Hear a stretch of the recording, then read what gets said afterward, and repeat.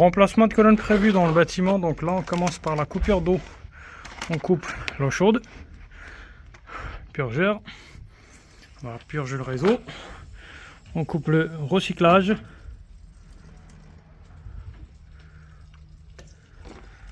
Hop, très bien.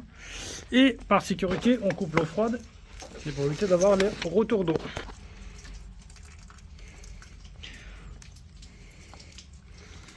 Logiquement, il n'y a pas besoin de purger l'eau froide, mais nous, par sécurité, on peut purger un petit peu de la pression. Voilà.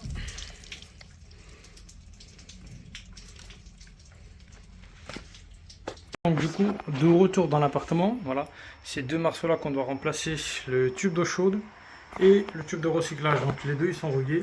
On va arriver sur un certain niveau, on va s'arrêter là. On ne peut pas monter plus haut parce qu'on n'a pas d'accès dans le logement dessus.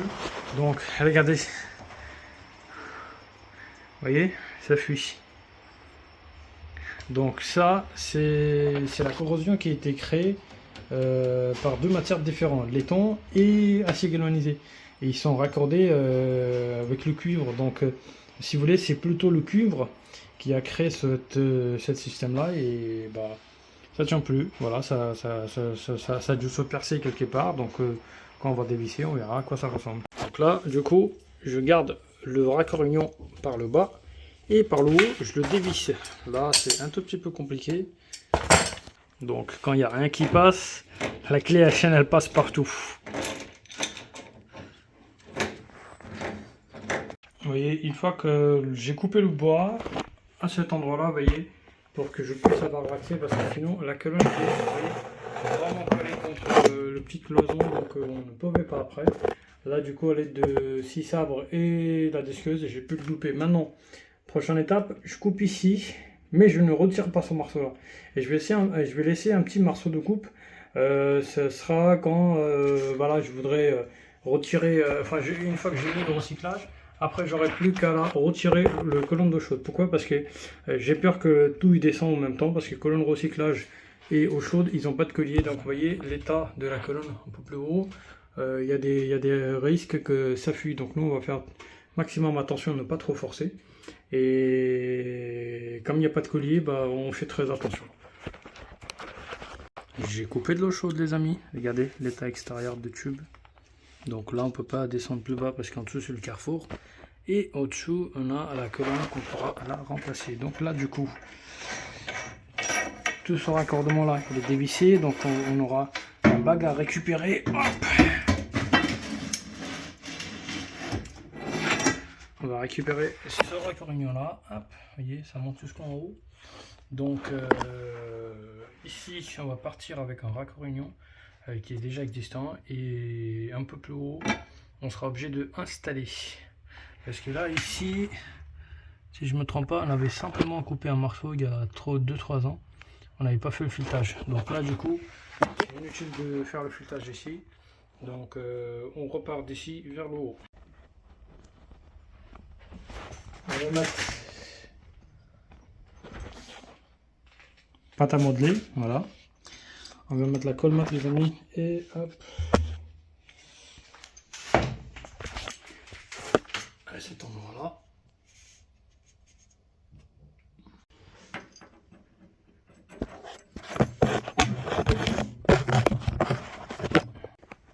La colonne elle est prête, j'avais pris un raccord manchon compresse, un côté à visser et l'autre côté côté femelle. Donc là du coup j'ai vissé un côté, l'autre côté ça va aller directement à l'intérieur du manchon compresse existant. Donc là on vient pousser vers le haut, on pose au-dessus du raccord et on la descend, voilà. Ça s'arrête là, donc là il n'y a plus qu'à faire le coup de serrage. J'ai déjà fait des coupes sur l'eau chaude et je commence à voir, dès que je me mets légèrement de côté, le tube, la bouche se ferme. Ça veut dire qu'il y a le poids des colonnes, parce qu'il y a 5 étages au-dessus, il n'y a aucun collier. Donc voilà, il faut que je mette d'abord le recyclage qui va tenir la colonne d'eau chaude. Et après, je viens couper la colonne d'eau chaude qui va dépendre au-dessus, qui va poser son poids sur le recyclage. Donc là, une fois que le recyclage va être serré, on n'a plus qu'à couper et extraire la colonne d'eau chaude.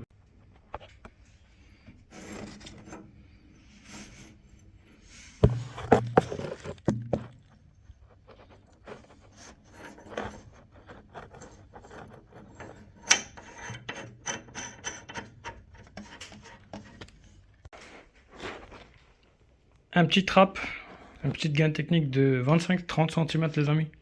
Donc vous pouvez imaginer que ici j'ai la scie sabre qui touche et derrière la colonne j'ai la colonne PVC. Donc des fois il y a des moments on coupe du gallois en plusieurs morceaux. Voilà. Et il commence à briller à l'intérieur toute la saleté là. Par moment on fait ça aussi les amis, regardez. Quand il n'y a rien qui passe, on met une petite cale en bois derrière pour éviter que la colonne y recule. Et là, on n'a plus qu'à jouer gentiment et à un moment donné, il va lâcher.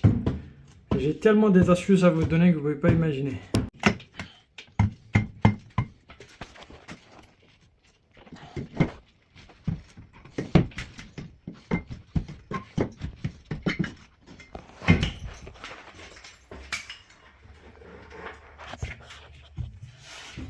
De retour dans la chaufferie. Donc on a pris notre morceau de 33-42, 33-42.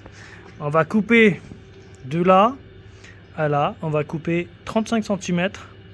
Ce morceau là il va être vers le bas. Ici on mettra un T. Et après de là-bas, on va couper le restant de morceau. Et on va venir visser le T sur les deux côtés de filetage. Et la pièce totale qu'il nous faut, c'est 169 cm. C'est parti.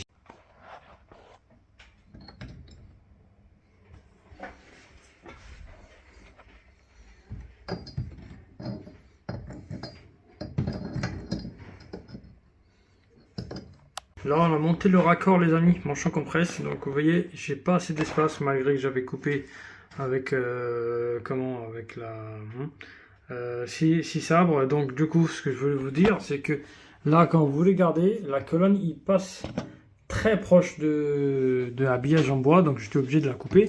Et là, d'abord, dans le premier temps, je vais serrer avec une clé à chaîne. Donc, ce raccord-là, manchon compresse, il va être serré d'abord. Après, je vais venir foncer la colonne vers le bas et on va l'installer directement au-dessous. Énormément de galères, mais quand on est seul, on arrive à trouver des idées. Donc là, je viens de serrer le manchon compresse. Et là, du coup, ma colonne est prête. J'ai plus qu'à présenter, enfin, plutôt mettre ma colonne sur place. Hop. Et voilà. Vous voyez, regardez, je vous fais voir le jour que j'ai laissé. Même pas 1 mm, même pas. Donc du coup là je fais descendre. Vous voyez, j'ai coupé exprès plus large parce que je sais que c'est toujours des galères. Donc il y a un peu de la saleté, mais bon, ça va s'arrêter.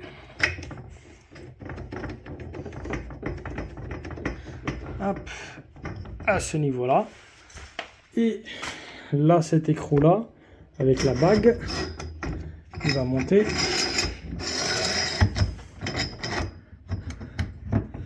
Voilà, un peu plus haut parce que là ça commence à coincer.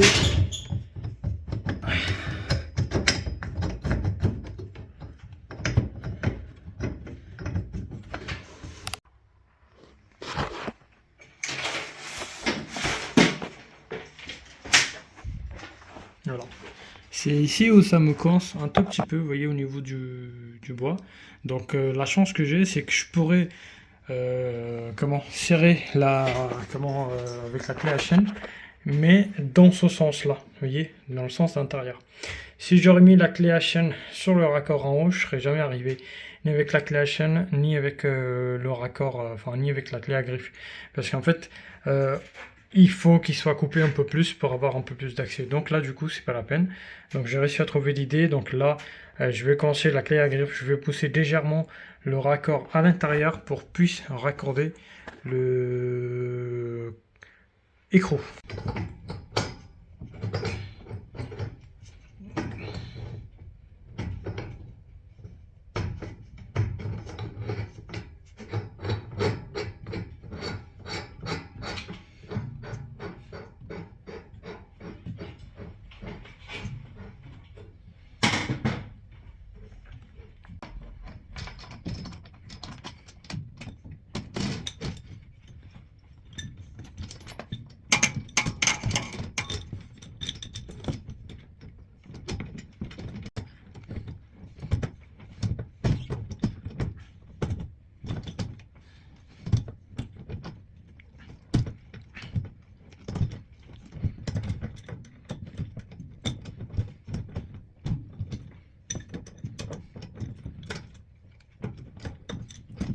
une fois les manchons compressés serrés, donc là après on vient mettre le raccordement avec la bande d'arrêt.